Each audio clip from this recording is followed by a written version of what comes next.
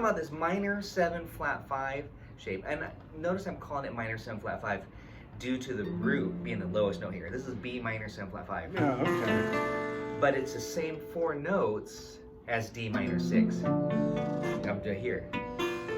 Play one note at a time with me. I'm just an octave higher than you. Yeah. See, but look at it here. D minor 6. But down here, Oh, yeah. because of B's in the bass, funny though, if you did this shape, it sounds a little bit different and darker. This one's a really nice voicing. So I'm talking about just like the tightness of this. It has really beautiful, I always say kind of a throatier sound.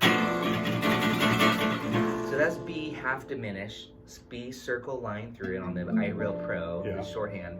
But if you put it in a tune like Dark Eyes, instead of going to D minor 6, like you would assume on the second chord, you go da da da da da da, right here.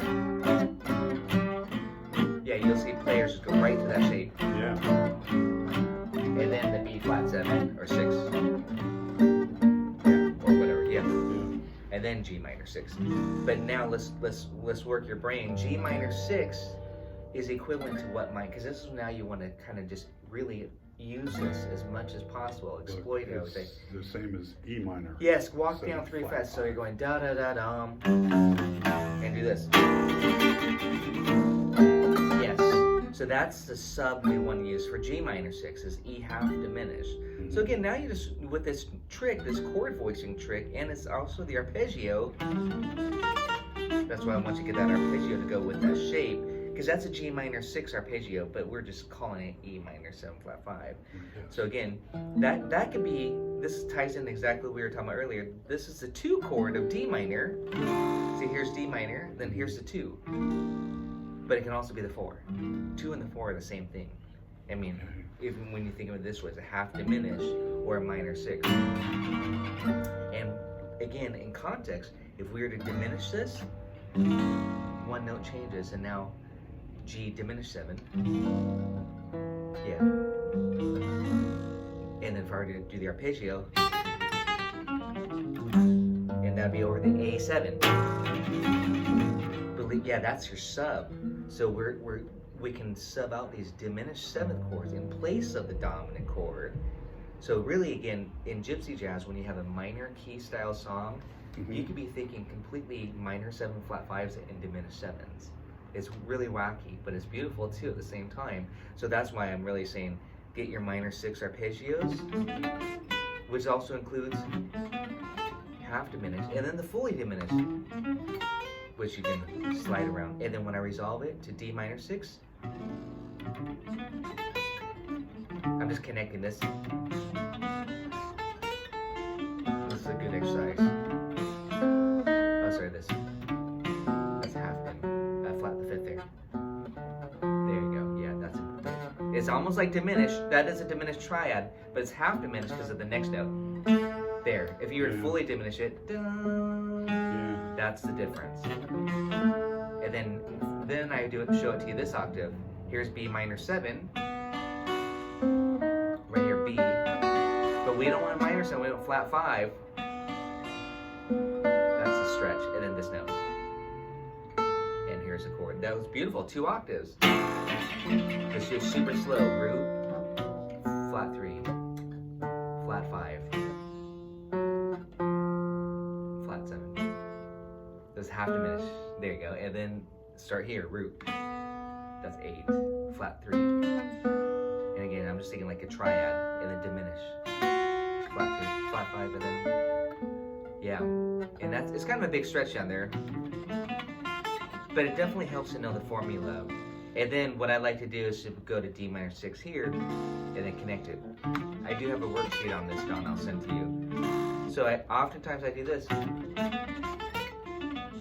then the connector would be the diminished 7.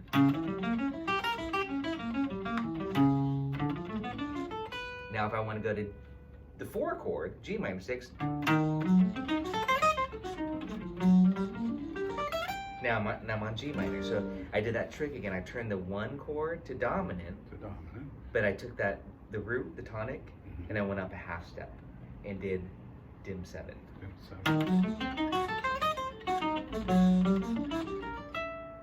Okay, so that's G minor now. So again, a lot of these songs where this is using 1, 4, 5, minor swing, Dark Eyes. Dark Eyes has another added chord, some people. But it's essentially just 1, 4, 5. Those type of songs, again, you know, just, you got the 1, and here's a Clarity of Moon, you know, that's a beautiful song. Joseph, Joseph. Any of these songs that,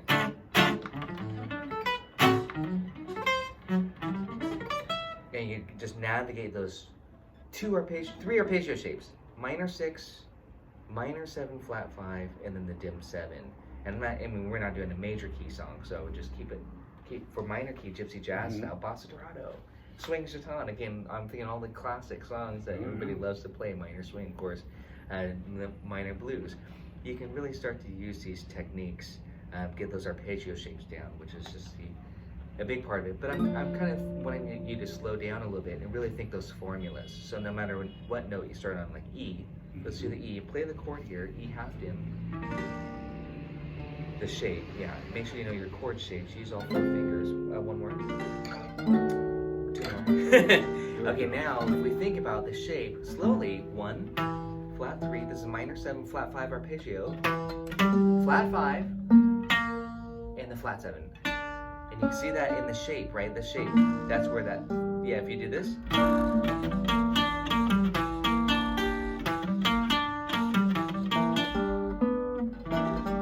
There you go, that flat, yeah, there you go. And then now I'm on the next octave, and this is where I like to take it in 2 separate octaves. Like I would just do this.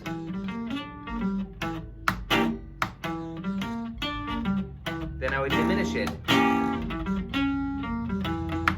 And I know that's a sub. By diminishing that chord, I know that would now create the dominant chord, as if I'm gonna sequence it for 2, 5, 1, 2, 5, but I'm diminishing it. And then I'm gonna go down a whole step for the resolution. 2, 5, not this note, but, and then the 1. I'm gonna play it as a minor 6. A lot of people don't like that shape, but that's the true minor 6 shape. It's a tricky shape. Most people just do this, but now you're gonna do this more often. Yeah. But it's a different voice leading. It's the same 4 notes, but it's a different voice leading. This is a true. And the exercise I always show for this is D minor, bar chord, D minor major 7, D minor 7, D minor 6, just to show you that little chromatic.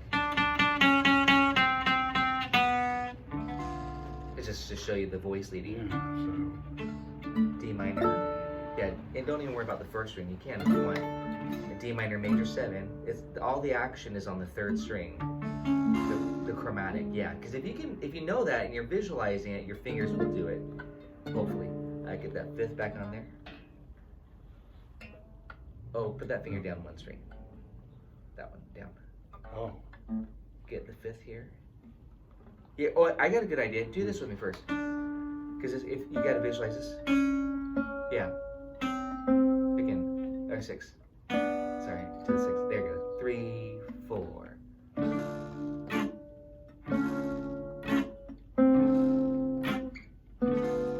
Now the trick is like get it within the chord shape.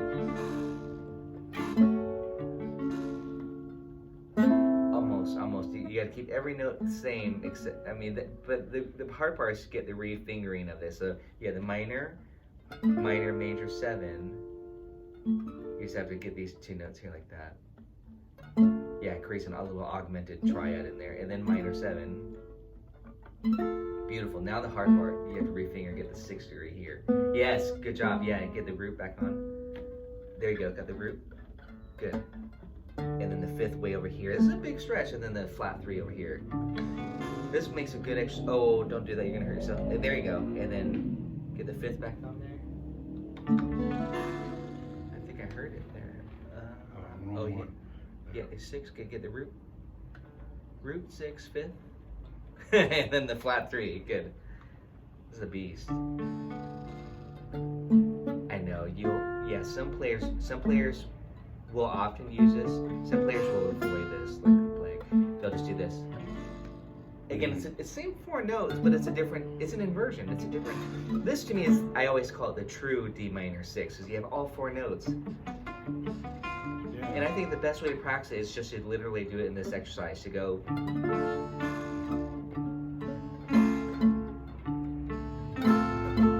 then know that, yeah, you see, now you're really visualizing that 6th degree. I can tell, your finger went right to it. Yeah, then you just have to get the others to cooperate. It's a big stretch. Ooh, listen to that E on the top. That was an accident, but that was a 9. Like a 9, right? Yeah, it's this minor 6/9. Really moody. Great ending chord. Luckily, the arpeggio is just this. And again, we can also think of it this. That's where I like to connect these. Same 4 notes. I'm just going through this, and I have this on a worksheet. Minor 6 arpeggios. Just.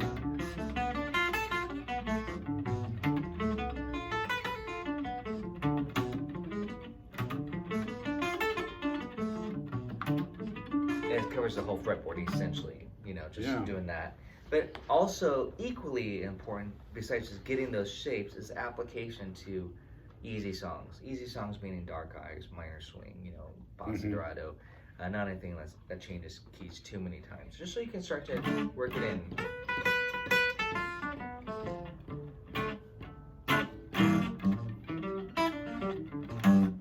And I'm hearing a dominant chord coming up, but guess what I'm going to play? A diminished. Yes. And then I'm going to resolve it back to minor 6, but I'm going to play this. And that was for the D minor 6. Then if I go up a half step, that's really pulling the listener to the 4 chord. And I could diminish the 4. And that's the 5 chord. So again, these